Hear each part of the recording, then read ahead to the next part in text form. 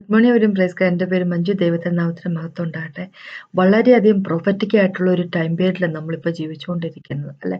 ബൈബിളിൽ പറഞ്ഞിരിക്കുന്ന പല കാര്യങ്ങളും ഇപ്പം നടപ്പിലാക്കിക്കൊണ്ടിരിക്കുന്നു. അപ്പോൾ ദൈവം നമ്മളോട് പറയുന്നത് ഇങ്ങനെയാണ്: കാലഗതികളെ, അല്ലേ, കാലത്തിൻ്റെ ഈ സമയത്ത് മനസ്സിലാക്കാൻ കഴിയുന്ന വ്യക്തികളായിരിക്കണം. എന്ന് വെച്ച് കഴിഞ്ഞാൽ ദൈവത്തിൻ്റെ വചനം അറിയുന്ന വ്യക്തികളായിരിക്കണം എന്ന് ചുരുക്കം, അല്ലേ? നമുക്കറിയാം, ഇസ്രായേൽ മക്കള് പരീശന്മാരും ശാസ്ത്രിമാരും ഒന്നും കാലവും സമയവും ഒന്നും അവർക്ക് മനസ്സിലായില്ല. ദൈവത്തിന്റെ വിസിറ്റേഷൻ, അവരെ ദൈവം സന്ദർശിച്ച കാര്യം, അല്ലെ, സൃഷ്ടാവായ ദൈവം യേശുക്രിസ്തു അവരുടെ ഒപ്പം ഉണ്ടായിരുന്ന കാര്യമൊന്നും അവർക്ക് മനസ്സിലായില്ല.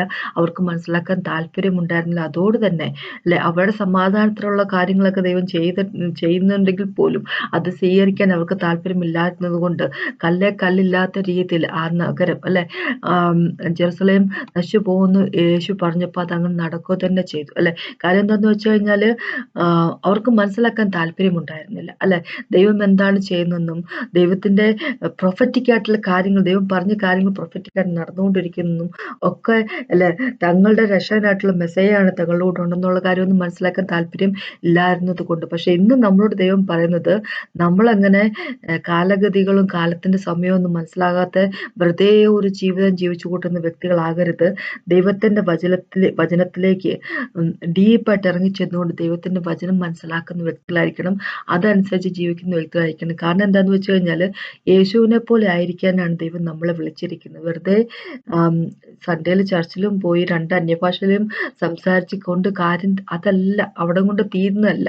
അതൊക്കെ വേണ്ടെന്നല്ല പറയുന്നത്. പക്ഷെ അതിനേക്കാൾ ഉപരിയായിട്ട് യേശുക്രിസ്തുവിനെ പോലെ ആയിത്തീരുക, യേശുക്രിസ്തുവിനെ പോലെ ഈ ലോകത്തിൽ ജീവിക്കുക, അതാണ് നമ്മളെ പറ്റിയുള്ള പിതാവിന്റെ ആഗ്രഹം, പിതാവിന്റെ ഹിതം. അപ്പൊ അതിനെപ്പറ്റിയാണ് എനിക്ക് പറയാനുള്ളത്. അപ്പൊ നമുക്കൊന്ന് പ്രാർത്ഥിക്കാം. പ്രാർത്ഥിച്ച ശേഷം സംസാരിക്കാം. കർത്താവേ, ഈ സമയത്ത് നന്ദി പോയി. Thank you Jesus master. അങ്ങയുടെ കൃപയ്ക്കായിട്ട്, അങ്ങയുടെ നന്മയ്ക്കായിട്ട് ഞങ്ങളുടെ ജീവിതത്തിൽ കർത്താവ് നന്ദി പറയുന്നു. കർത്താവ്, അങ്ങയുടെ വചനത്തിനായിട്ട്, ഞങ്ങളുടെ കണ്ണുകൾ തുറന്നതിനായിട്ട് കർത്താവ് ലോർഡ് പാത്തുക്കാൻ വീണുപോയിരുന്ന വ്യക്തികളായിരുന്നു. പക്ഷെ അവിടെ നിന്നെല്ലാം ഞങ്ങളെ വീണ്ടെടുത്തതിനായിട്ട് എല്ലാം നന്ദി പറയുന്നു. കർത്താവേ, താങ്ക് യു ജീസസ് മാസ്റ്റർ. ഇന്ന് ഞങ്ങൾ ജീവിക്കുന്ന സമയം, അങ്ങയുടെ തിരിച്ചു വരും വളരെയധികം അടുത്തിരിക്കുന്ന സമയത്ത് കർത്താവെ, അങ്ങ് പറയുന്ന രീതിയിൽ, അങ്ങേക്ക് ഇഷ്ടമുള്ള രീതിയിൽ ജീവിക്കാനുള്ള കൃപ ഞങ്ങൾക്ക് തന്നെന്ന് അപേക്ഷിക്കുന്ന യേശുവിന്റെ നാമത്തിൽ തന്നെ. ആമേൻ.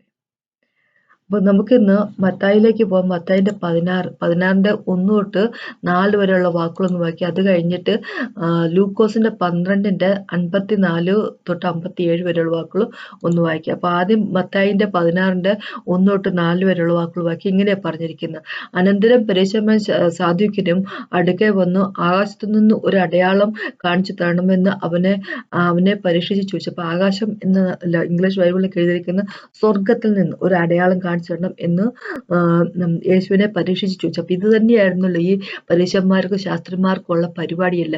എങ്ങനെ എന്തെങ്കിലും പ്രശ്നം യേശുവിനുണ്ടാവുക, എന്തെങ്കിലും സൈനും വണ്ടേഴ്സും കാണിക്കണമെന്ന് പറയുക, എന്തെങ്കിലുമൊക്കെ കാര്യങ്ങൾ ഇങ്ങനെ പറഞ്ഞുകൊണ്ടിരിക്കുക. അത് തന്നെയാണ്, പ്രശ്നങ്ങൾ ഉണ്ടായിക്കൊണ്ടിരിക്കാൻ മിടുക്കരായിരുന്നു ഇവർ, അല്ലെ? അപ്പൊ ഈ പ്രാവശ്യം അതുപോലെ തന്നെ അവരെ ചുറ്റും നടക്കുന്ന സയൻസും കാര്യങ്ങളൊന്നും, അടയാളങ്ങളൊന്നും അവർക്ക് പോരാ. യേശുക്രിസ്തു മരിച്ചവരെ ഉയർത്തെഴുന്നേക്കുന്നു, അല്ലെ? അന്ന് യേശു ഏതെങ്കിലും ഒരു ശവ അടക്കിന്, അല്ലെ, അതിന് പോയിട്ടുണ്ടെങ്കിൽ, അല്ലെങ്കിൽ ശവമഞ്ചം കൊണ്ട് ആൾക്കാർ വരുന്ന കാണുവാണെങ്കിൽ അവിടെ ഉയർത്തെഴുന്നേൽപ്പ് സാധാരണമാണ്, അല്ലെ? നമുക്കറിയാം, ആ നയനിലെ വിധവന്റെ മകന്റെ കാര്യമെല്ലാം നമുക്കറിയാവുന്നതാണ്. അപ്പോ യേശുക്രിസ്തു അങ്ങനെ അവര് അന്നേ വരെ ഇസ്രായേൽ മക്കള് അവരുടെ കൂട്ടത്തിൽ ഒരുപാട് അവർക്ക് വേണ്ടി ദൈവം ഒരുപാട് പ്രോഫറ്റുമാരെയൊക്കെ വിട്ടിട്ടുണ്ടായിരുന്നെങ്കിലും എലൈഷയും ഒക്കെ ചെയ്ത വർക്കുകളൊക്കെ ഉണ്ട്. പക്ഷെ അതൊക്കെ കഴിഞ്ഞ് ഒരുപാട് വർഷങ്ങൾ കഴിഞ്ഞല്ലോ, അല്ലെ, യേശുവിന്റെ സമയമായപ്പോഴേക്കും. അപ്പൊ എന്നാലും എലൈഷയൊക്കെ ചെയ്തതിനേക്കാളും ഒക്കെ ഒരുപാട്, ഏലിയാവൊക്കെ ചെയ്തതിനേക്കാളും ഒക്കെ വലിയ ഭയങ്കര മിറക്കിളും ഭയങ്കര ഹീലിംഗും ഒക്കെ അല്ലേ യേശുവിന്റെ എന്താ പറയുക, മിനിസ്റ്റർ ഒരു വേറെ ലെവലിലായിരുന്നു.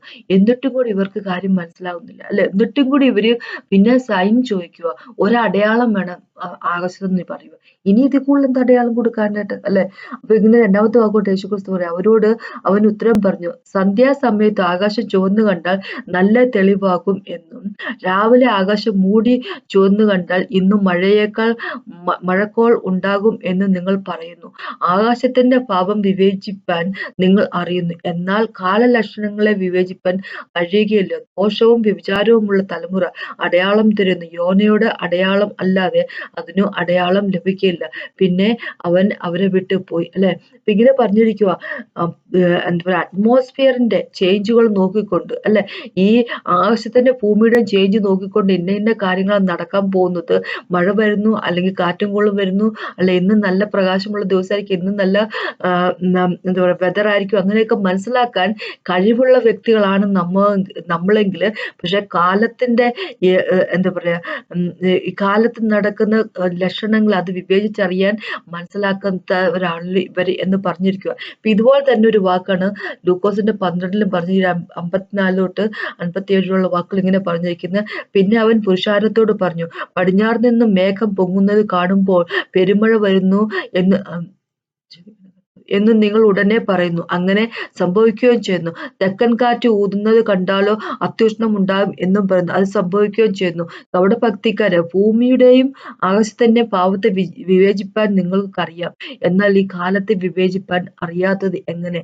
ന്യായമായത് എന്തെന്ന് നിങ്ങൾ സ്വന്തമായി വിധിക്കാത്തത് എന്ത്? അപ്പൊ ഇങ്ങനെ പറഞ്ഞിരിക്കുന്നത്, ഭൂമിയുടെ ആകാശത്തിന്റെ പാപം മാറ്റം അനുസരിച്ച് കാര്യങ്ങൾ വിവേചിച്ചറിയാൻ കഴിവുള്ള നിങ്ങൾക്ക് എന്തുകൊണ്ടാണ് ഈ കാലത്തിന്റെ അല്ലെ, ഈ കാലത്തിന്റെ ഇപ്പൊ നടന്നുകൊണ്ടിരിക്കുന്ന കാര്യങ്ങളെ വിഭജിപ്പാൻ നിങ്ങൾക്ക് അറിയാത്തത് എന്തുകൊണ്ടാണ് എന്ന് ചോദിക്കുക. എന്ന് വെച്ച് കഴിഞ്ഞാല് കാലഗതികൾ ഇപ്പോഴത്തെ സയൻസും അല്ലെ, അതനുസരിച്ച് കാലത്ത് നടക്കുന്ന കാര്യങ്ങൾ, ഈ കാലത്ത് നടക്കുന്ന കാര്യങ്ങളൊക്കെ അത് മനസ്സിലാക്കാൻ ബുദ്ധിയുള്ളവരായിരിക്കണം നമ്മൾ എന്ന് ചുരുക്കം.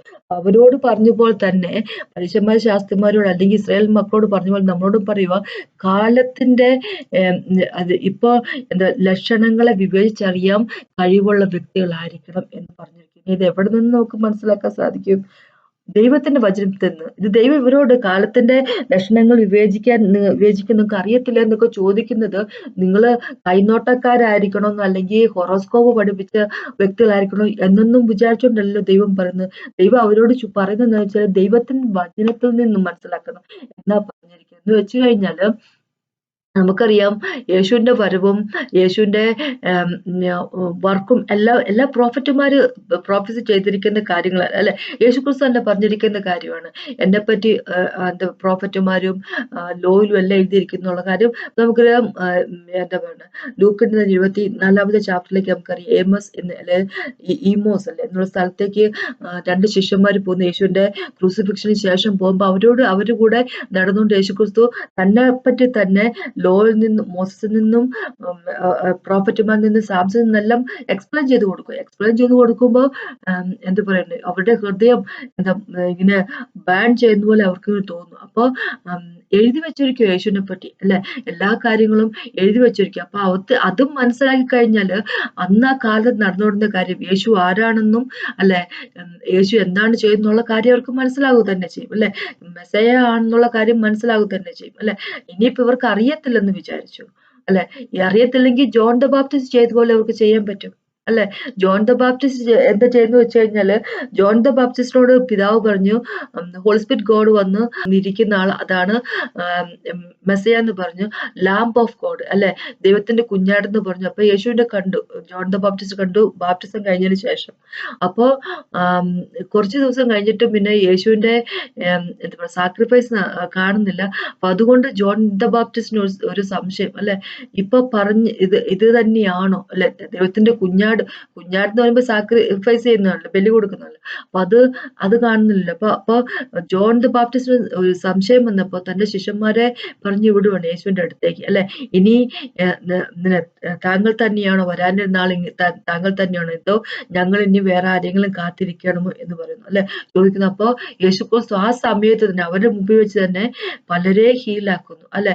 അപ്പോ എന്താ പറയുക, പലർക്കും കണ്ണിന് കാഴ്ച കൊടുക്കുന്നു, നടക്കാൻ വയ്യാത്തവരെ എന്താ പറയാ നടക്കാൻ ലെയിമായിട്ടുള്ള ആൾക്കാരെ, മുടന്തുള്ളവർക്ക് കാലിന് ശക്തി കൊടുക്കുന്നു, മരിച്ചവരെ ഉയർത്തെഴുതിപ്പിക്കുന്നു, എന്താ പറയുക കുഷ്ഠരോഗമുള്ളവർ ഹീലാക്കുന്നു അല്ലെ. അപ്പോ കണ്ടത് എന്താന്നുള്ളത് കാര്യം നിങ്ങൾ കേട്ടതും കണ്ടതും ചെന്ന് ജോണിനോട് പറയാൻ പറയും. എന്ന് വെച്ചാൽ ജോണിന് അറിയണം, ജോണിന് ഡൗട്ട് ഉണ്ട്, ജോൺ അത് തിരുത്താൻ ശ്രമിക്കുന്നു, മനസ്സിലാക്കാൻ ശ്രമിക്കുന്നു. പക്ഷെ ഇസ്രായേൽ മക്കൾ അങ്ങനെയായിരുന്നില്ല, അവർക്ക് അതിന്റെ ഒന്നും താല്പര്യം ഉണ്ടായിരുന്നില്ല, അവർക്ക് ഇതൊന്നും അറിയാൻ താല്പര്യമില്ല. അവര് എങ്ങനെയെങ്കിലും യേശുവിനെ ഈ ലോകത്തിൽ നിന്ന് മാറ്റണം, അല്ലെ, ഇസ്രായേലിൽ നിന്ന് മാറ്റണം എന്ന് പറഞ്ഞ് നടന്നുകൊണ്ടിരുന്ന ആൾക്കാരാ. ഇവർക്ക് യേശുവിന്റെ യേശു ചെയ്തുകൊണ്ടിരുന്ന എന്താ പറയാ മിറക്കിളിനെ പറ്റി ഒന്നും അതിനെ പറ്റി ഒരു അറിവില്ല. അത് എന്താണെന്ന് അവർ അറിയാൻ പോലും ശ്രമിക്കുന്നില്ല. ഇനി ഇതൊന്നും വേണ്ടല്ലോ. ഇവര് എന്താ പറയാ ലോയില്, അല്ലെ, അവരുടെ ന്യായപ്രമാണത്തിലൊക്കെ ഭയങ്കര പ്രാവീണ്യമുള്ള ആൾക്കാരായിരുന്നു. മോസസിന്റെ ശിഷ്യന്മാരാണെന്നും പറഞ്ഞുകൊണ്ടാണ് ഇവർ നടക്കുന്നത്. മോസസിന്റെ ഡിസെൻഡൻസ് ആണെന്നും ഡിസെൻഡൻസ് അല്ല, ഡിസൈപ്പിൾസ് ആണെന്നും പറഞ്ഞുകൊണ്ട് നടന്നുകൊണ്ടിരുന്നത്. എന്നിട്ടും കൂടെ യേശുവിന്റെ ജനനത്തെ പറ്റി ഇവർക്ക് വലിയ പിടുത്തം ഉണ്ടായിരുന്നില്ല. നമുക്കറിയാം മാത്യുവിന്റെ മത്തായിയുടെ രണ്ടാമത്തെ ചാപ്റ്ററിലേക്ക് പോകുമ്പോൾ നമുക്കറിയാം എന്താ പറയണേ, ഈസ്റ്റിൽ നിന്ന് വരുന്ന, അല്ലെ,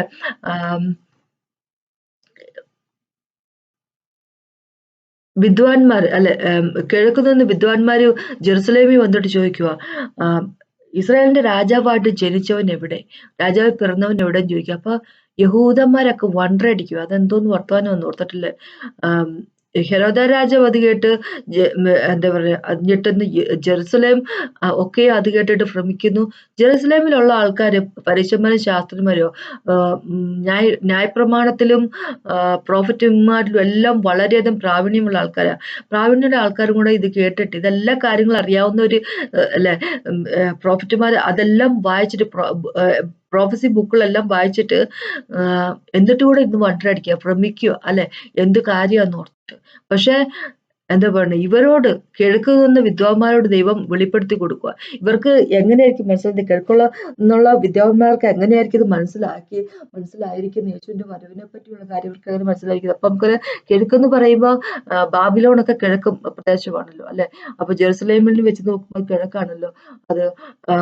പേർഷ്യയൊക്കെ കിഴക്കല്ല. അപ്പൊ ആ സമയത്ത് വർഷങ്ങൾക്ക് മുമ്പ്, യേശു വരുന്നതിന് വർഷങ്ങൾക്ക് മുമ്പ് ബാബിലോണിലേക്കൊക്കെ നെബൂഖദ്നേസർ കിങ് ഒരുപാട് പേരെ നാട് കടത്തിക്കൊണ്ട് പോയിട്ടുള്ള കാര്യം നമുക്കറിയാം, അല്ലെ. ദാനിയേലും എസേക്കിയേലും എല്ലാം അതിന്റെ കൂട്ടത്തിൽ പെടുന്ന ആൾക്കാരായിരുന്നു. കുറച്ചധികം പേര് തിരിച്ചു വന്നുള്ളൂ 70 വർഷത്തിന് ശേഷം, അല്ലെ.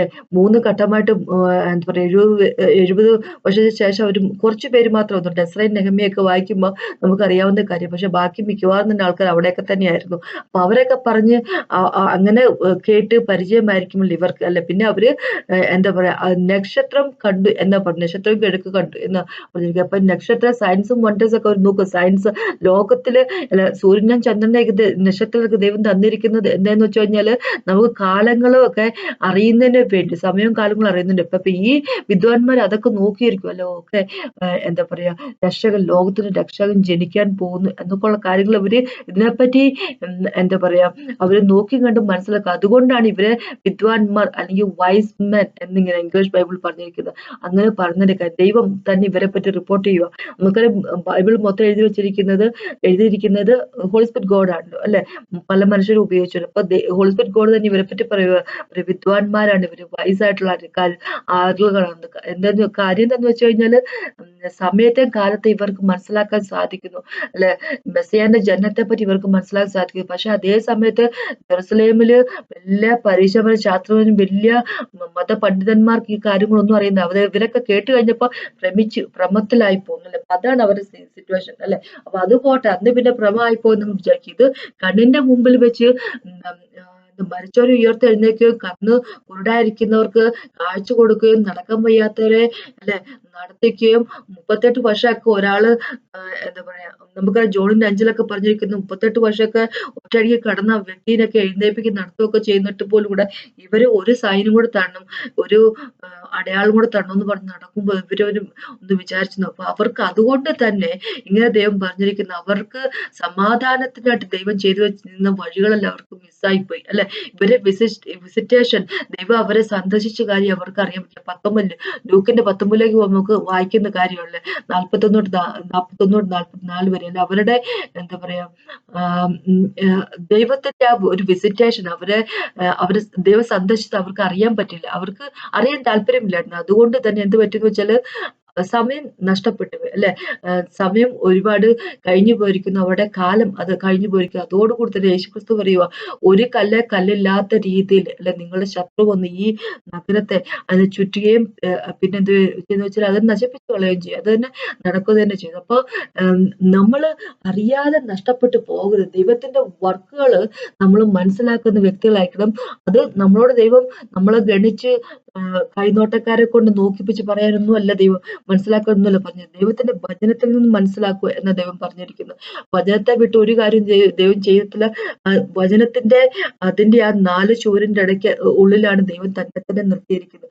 എന്ന് വെച്ച് കഴിഞ്ഞാൽ വചനത്തിന്റെ അപ്പുറത്തേക്ക് ദൈവം ഒന്നും ചെയ്യത്തില്ല. ദൈവത്തിന്റെ വചനത്തിനപ്പുറത്തേക്ക്, ദൈവം പറയുന്ന കാര്യത്തിന്റെ അപ്പുറത്തേക്ക് ദൈവം ഓൾറെഡി എഴുതിയിരിക്കുന്ന ലോഗോസ് അല്ലെ, എന്താണല്ലോ പറഞ്ഞു എഴുതിയിരിക്കുന്ന റിട്ടൺ വേർഡിനെ പറയുന്ന പേരാണ് ലോഗോസ്. ബൈബിൾ ലോഗോസ് എന്ന് പറഞ്ഞാൽ അതിന്റെ അപ്പുറത്തേക്ക് ദൈവം ഒന്നും ചെയ്യത്തില്ല. അപ്പൊ നമ്മള് ദൈവത്തിന്റെ വചനം അറിയുന്ന വ്യക്തികളായിരിക്കും. അപ്പൊ ഇതിപ്പോ എന്താ പറയാ, അവസാന കാലഘട്ടമാണ്. യേശു തന്നെ പറഞ്ഞിരിക്കുന്ന കാര്യം മത്തായി 24 ഇപ്പൊ നമ്മൾ കാണുന്ന കാര്യമാണ്. അവസാന കാലഘട്ടത്തിൽ യേശുവിന്റെ വരവ് അടുത്തിരിക്കുമ്പോൾ നടക്കാൻ പോകുന്ന കാര്യങ്ങളെ പറ്റി യേശുക്രിസ്തു പറഞ്ഞിട്ടുണ്ട്. വാറുകളും റൂമേഴ്സും വാറുകളും ഫാമിൻസും പെസ്റ്റൻസും അങ്ങനെ പല കാര്യങ്ങളും നടക്കുന്നു എന്ന് പറഞ്ഞിരിക്കുന്നു.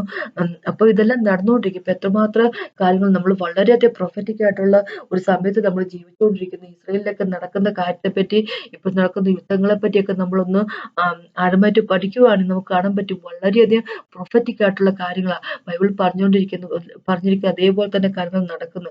ഇനി വേറൊരു കാര്യം ദൈവം പറഞ്ഞിട്ടുണ്ട്. മത്തായി 24 തന്നെ നമുക്കറിയാം 36 തൊട്ട് 39 വരെയുള്ള വാക്കുകൾ വായിക്കുവാണെങ്കിൽ യേശു തന്നെ പറഞ്ഞിരിക്കുന്ന സമയം അവസാനത്തെ യേശുവിന്റെ വരവ് വരുന്ന നാളിനെ പറ്റി പറഞ്ഞിരിക്കുക. ആ നാളിനെ പറ്റി സംബന്ധിച്ചിടത്തോളം കാര്യം ദൈവം എന്ന് വരുന്നു, യേശുക്രിസ്തു എന്ന് വരുന്നുള്ള കാര്യം പിതാവിനുള്ള വേറെ ആർക്കും അറിയത്തില്ല. പക്ഷെ ആ കാലത്തിന്റെ പ്രത്യേകതയെ പറ്റി പറയാം. നോവയുടെ കാലം പോലെ ആയിരിക്കും എന്ന് പറഞ്ഞിരിക്കുന്നത്.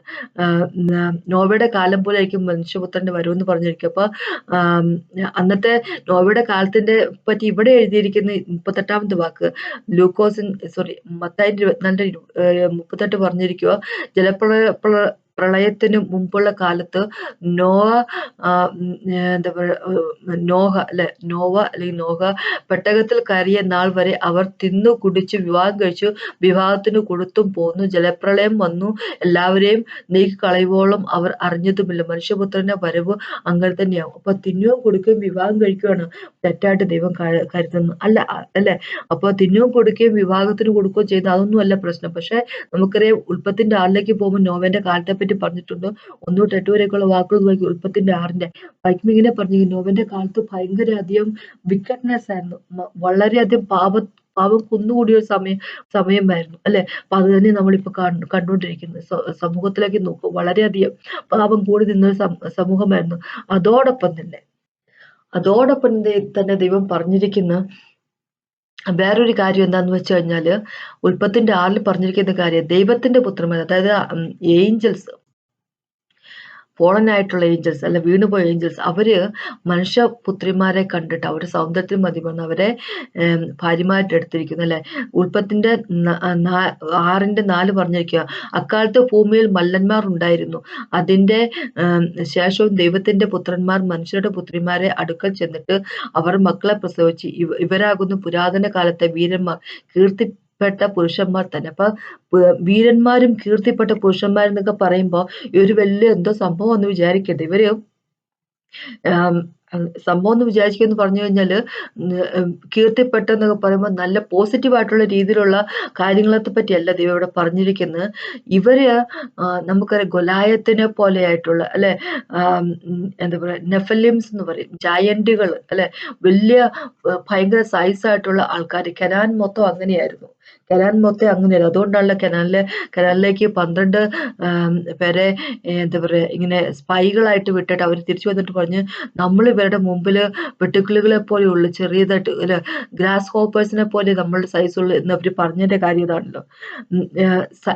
കാരണം ആ നാട് മൊത്തം ഈ മല്ലന്മാരെ കൊണ്ട് അല്ലെ, ഗൊലായത്ത് എന്നുള്ളൊരു മല്ലൻ എന്ന് പറഞ്ഞ പോലെ അതുപോലെ ആൾക്കാരെ കൊണ്ട് നിറഞ്ഞിരുന്നു എന്ന് വെച്ചു കഴിഞ്ഞാല് പിശാശ് അവന്റെ ടീം മനുഷ്യ സ്ത്രീകളിൽ ജനിച്ച പിശാചിനും ടീമിനും മനുഷ്യപുത്രിമാരിൽ ജനിച്ച സ്ത്രീകളിൽ ജനിച്ചിട്ടുള്ള മക്കള് എന്ന് വെച്ചു കഴിഞ്ഞാല് ദൈവം എന്താ പറയാ, ഉദ്ദേശിക്കാത്ത രീതിയിൽ ജനിച്ചിരിക്കുന്ന ഒരു ഈവിൾ ആയിട്ടുള്ള ഒരു വിക്കഡ് ആയിട്ടുള്ള ഒരു പൈശാചികമായിട്ടുള്ള ആൾക്കാർ, അല്ലെ, പൈശാചികമായിട്ടുള്ള ആൾക്കാർ അതുകൊണ്ട് നിറഞ്ഞിരുന്നു ആ ലോകം ആ സമയത്ത് നോവാന്റെ കാലത്ത്. അപ്പൊ ദൈവം നമ്മളോട് പറയുക, നോവാന്റെ കാലം പോലെ ആയിരിക്കും യേശുക്രിസ്തു വരുന്നതിന് മുമ്പുള്ള സമയം എന്ന് വെച്ച് കഴിഞ്ഞാൽ ഇതേപോലെയുള്ള കാര്യങ്ങൾ, ഇതേപോലെയുള്ള ഈ മല്ലന്മാരെ പോലെയുള്ളവരൊക്കെ നമ്മളുടെ ഇടയിൽ ഉണ്ടാകുമെന്ന് ചുരുക്കം. അപ്പൊ ഇന്ന് ചിലപ്പോ ശരീരത്തിന്റെ വലുപ്പത്തെ പറ്റി ആയിരിക്കണമെന്നില്ല പറയുന്നത്, അല്ലെ, DNA ശരീരത്തിന്റെ വലുപ്പത്തിനെ പറ്റി ആയിരിക്കണമെന്നില്ല. പക്ഷെ ഇന്ന് ചിലപ്പോൾ ഉള്ള മല്ലന്മാരെന്നൊക്കെ പറയുമ്പോ ഒരുപക്ഷെ ഈ പൈശാചികമായിട്ടുള്ള ബുദ്ധിയുള്ള വ്യക്തികളൊക്കെ ആയിരിക്കാം, അല്ലെ. അങ്ങനെയുള്ള ഒരു ലെവലിലേക്ക് ഇപ്പൊ ആർട്ടിഫിഷ്യൽ ഇന്റലിജൻസ് AI-ന്റെ ഒക്കെ കാലമുണ്ട്. അപ്പൊ അതുപോലെ ക്രുക്കഡായിട്ടുള്ള വിക്കഡായിട്ടുള്ള എന്താ പറയാ, പൈശാചികമായിട്ടുള്ള എന്താ പറയാ, പിശാചിൻ്റെതായിട്ടുള്ള സ്വഭാവമുള്ള വ്യക്തികളായിരിക്കാം ജനിക്കുന്നത്. അങ്ങനെ ഞാൻ ഊഹിക്കുകയാണ്. എന്താന്ന് പറഞ്ഞാലും ദൈവം പറഞ്ഞിരിക്കുന്നു നോവേന്റെ സമയം പോലെയുള്ള ഒരു കാലഘട്ടം അയക്കുമെന്ന് പറഞ്ഞിരിക്കും. അപ്പൊ നമുക്കറിയാം കുറച്ച് ദിവസങ്ങൾക്ക് മുമ്പാണ് എന്താ പറയാ, US ഗവൺമെന്റ്, അല്ലെ, ഒരു പ്രസിഡന്റ് ട്രംപ് ഒരു ഫയലൊക്കെ, അല്ലെ, UFO എന്ന് പറഞ്ഞൊരു ഫയലൊക്കെ അവര് റിലീസ് ചെയ്തത്. UFO എന്ന് പറഞ്ഞാൽ അൺഐഡന്റിഫൈഡ് ഫ്ലൈയിങ് ഒബ്ജക്റ്റ്, അല്ലെ. പേരെന്ത് കാര്യങ്ങൾ എന്തെന്നുള്ള അറിയത്തില്ല, എന്താ കാര്യം എന്ന് അറിയത്തില്ല. പക്ഷെ അവരുടെ മിലിറ്ററി റഡാറിലൊക്കെ നോക്കുമ്പോൾ എന്തൊക്കെയോ ഒബ്ജക്റ്റുകളെ അവർക്ക് ഡിറ്റക്ട് ചെയ്യാൻ സാധിക്കും. പക്ഷെ എന്താന്നുള്ള കാര്യം അറിയത്തില്ല, അല്ലെ. അപ്പോൾ അത് ഉറപ്പായിട്ടറിയാം, ഇങ്ങനെയുള്ള ഈ പൈശാചികമായിട്ടുള്ള പരിപാടി കൂടും, അല്ലെ. ദൈവം ഓൾറെഡി പറഞ്ഞു കഴിഞ്ഞിരിക്കുന്നത്. അപ്പോൾ ആ ഒരു കാര്യം UFOന്റെ ഫയല് US ഗവൺമെന്റ് റിലീസ് ചെയ്ത് കഴിഞ്ഞാൽ പിന്നെ ട്രംപിന് എതിരായിട്ട് ആൾക്കാർ, അല്ലെ, ട്രംപിന്റെ എപ്സ്റ്റൈൻ ഫയല് റിലീസ് ചെയ്യുന്നതിന് പകരമായിട്ടുള്ളതാണ്, അത് മറച്ചു വെക്കാനുള്ള കാര്യങ്ങളാണെന്നൊക്കെ പറഞ്ഞിട്ട് ഒരുപാട് പേര് ഇറങ്ങി. അത് എന്താ പറയാ, ഒരുപാട് എന്താ പറയാ, ട്രംപിനെ കളിയാക്കിക്കൊണ്ടൊക്കെ ആൾക്കാരൊക്കെ ഇറങ്ങി. അതൊക്കെ വേറെ കാര്യം. പക്ഷെ അവരൊക്കെ അപ്പോ എന്താ പറയുക, ദൈവത്തെ അറിയത്തില്ലാത്ത വ്യക്തികൾ. പക്ഷെ ദൈവം നമ്മളോട് പറയുന്നത് എന്താന്ന് വെച്ചാല്, ഈ കാലത്തിന്റെ സമയത്തെ, കാലത്തിന്റെ ലക്ഷണങ്ങളെയൊക്കെ വിവേചിച്ചറിയാൻ കഴിവുള്ള വ്യക്തികളായിരിക്കണം നമ്മൾ, അല്ലെ. അതനുസരിച്ച് നമുക്ക് ജീവിക്കണം. അപ്പൊ ഈ ഒന്ന് ഓർത്തു നോക്കിയേ, പിശാച് അവന്റെ മക്കളെയും കൊണ്ട് വരുവാണെങ്കിൽ, മക്കളെ സൃഷ്ടിച്ച് ഈ ലോകത്ത് മൽമാരെ പോലെയൊക്കെ വലിയ ഭയങ്കര വേറെ രീതിയിലുള്ള ബുദ്ധിയുള്ള വ്യക്തികളൊക്കെ സൃഷ്ടിക്കുകയാണെങ്കിൽ അവരെക്കാളും ബുദ്ധിയുള്ള വ്യക്തികളായിരിക്കും നമ്മൾ. എന്ന് വെച്ച് കഴിഞ്ഞാൽ നമ്മുടെ ഉള്ളിൽ വസിക്കുന്നത് ഹോളി സ്പിരിറ്റ് ഗോഡ് ആണല്ലോ. അപ്പൊ നമ്മളെ ദൈവം ഉദ്ദേശിക്കുന്നത് എന്ന് വെച്ച് കഴിഞ്ഞാല് വചനം തറവായിട്ട് അറിയുന്നവരായിരിക്കണം, യേശുവിനെ പോലെയുള്ള വ്യക്തികളായിരിക്കണം. യേശുവിനെ പോലെ ഈ ലോകത്തിൽ ജീവിക്കുക എന്നാ പറഞ്ഞിരിക്കുക. അപ്പൊ നമ്മളോട് ദൈവം യേശുക്രിസ്തു പറഞ്ഞിരിക്കുക, മത്തായിന്റെ 5 തന്നെ പറഞ്ഞിരിക്കുക, നമ്മള് ഈ ലോകത്തിന്റെ സോൾട്ട് ആണെന്ന്, ഈ ലോകത്തിന്റെ വെളിച്ചമാണെന്ന് നമ്മളെ പറ്റി പറഞ്ഞിരിക്കുക. യേശുക്രിസ്തു ഈ ലോകത്തിന് വെളിച്ചെന്ന് പറഞ്ഞിരിക്കുന്നു വേറൊരു സ്ഥലത്ത്. അതോടൊപ്പം നമ്മളോട് പറഞ്ഞിരിക്കുക, നമ്മള് ഈ ലോകത്തിന്റെ വെളിച്ചമാണെന്ന്, ഉപ്പാണെന്നൊക്കെ പറഞ്ഞിരിക്കുക. എന്ന് വെച്ച് കഴിഞ്ഞാല് യേശു എങ്ങനെയായിരിക്കുന്നു അതുപോലെ തന്നെ നമ്മളായിരിക്കുക. അതാണ് യേശു ഉദ്ദേശിക്കുന്നത്. ഈ ലോകത്ത് ദൈവത്തിൻ്റെതാണിത്. ലോകവും ഭൂമിയും എല്ലാം ദൈവത്തിൻ്റെതാണ്, അല്ലെ. അതിന്റെ സകല ഫുൾനെസ് ദൈവത്തിൻ്റെതാണ്. അപ്പോൾ ദൈവത്തിന്റെ പ്രോപ്പർട്ടി കയറി കിടന്നുകൊണ്ട് പിശാച് അവൻ്റെതായിട്ടുള്ള മക്കളെ സൃഷ്ടിക്കുകയും അവൻ്റെതായിട്ടുള്ള ആൾക്കാരെ ഉണ്ടാക്കുകയും ചെയ്യും. അപ്പൊ നമുക്കറിയാം മത്തായിന്റെ 13 പോകുമ്പോൾ ദൈവം തന്നെ പറഞ്ഞിട്ടുണ്ട്, അല്ലെ, എന്താ പറയുക, കളയും ഗോതമ്പിന്റെയും ആ ഒരു എന്താ പറയാ പാരബിൾ, ഉപമയ്ക്കായിട്ട് അത് നമ്മൾ വായിച്ചല്ലോ. അപ്പൊ ദൈവം പറഞ്ഞിരിക്കുന്ന കാര്യം എന്ന് വെച്ചാൽ പിശാചിന് അവൻ്റെതായിട്ടുള്ള ടീമുകൾ, അവൻ്റെതായിട്ടുള്ള മക്കള് ചർച്ചിന്റെ അകത്ത് വരെയുണ്ട്, അല്ലെ. ദൈവത്തിന്റെ മക്കളുണ്ട്, പിശാചിന്റെ മക്കളും ഉണ്ട്. അപ്പോ അവൻ എന്താ ദൈവത്തിന്റെ കിങ്ഡം ഈ ലോകത്ത് സ്പ്രെഡ് ചെയ്യിപ്പിക്കാതിരിക്കാനുള്ള സകല പരിപാടിയും പിശാച് നോക്കിക്കൊണ്ടേയിരിക്കും. അതിന് വലിയ എന്താ പറയുക, അതിശയിക്കേണ്ട കാര്യമൊന്നുമില്ല. അപ്പൊ അങ്ങനെയാകുമ്പോ അവന്റെ ടീമിനെ കൊണ്ട് ഈ ലോകം നിറയ്ക്കുന്നതിന് വേണ്ടി അവൻ സകലതായിട്ടുള്ള കാര്യങ്ങൾ ചെയ്തുകൊണ്ടേയിരിക്കും. അപ്പൊ നമ്മള് യേശുവിനെ പോലെ ആയിരിക്കുന്ന വ്യക്തികളായിരിക്കും. നമ്മൾ നമ്മളുടെ റിയൽ ആയിട്ടുള്ള ഐഡന്റിറ്റിയിൽ ജീവിക്കുന്ന വ്യക്തികളായിരിക്കണം. നമ്മൾ വചനം അറിയുന്ന വ്യക്തികളായിരിക്കണം. വചനത്തിൽ ദൈവം ഇതെല്ലാം എഴുതി വെച്ചിട്ടുണ്ട്. ഇപ്പൊ പ്രൊഫറ്റിക് ആയിട്ടുള്ള സമയത്താണ് നമ്മൾ ജീവിക്കുന്നത് എങ്കിൽ, ഇസ്രായേൽ നടക്കുന്ന കാര്യങ്ങളും ഇസ്രായേൽ ദൈവത്തിന്റെ ക്ലോക്ക് ആണെങ്കിൽ, നമുക്ക് വചനം അറിയുന്നവരാണെങ്കിൽ നമുക്ക് വചനത്തിൽ കൂടെ കാര്യങ്ങളൊക്കെ അറിയാൻ പറ്റും. നമുക്കപ്പോ പിശാച് നമ്മൾ ഒരു കാരണവശാലും നമുക്ക് സർപ്രൈസിൽ നമ്മൾ എടുക്കാൻ സാധിക്കത്തില്ല പിശാചിനെ, അല്ലെ.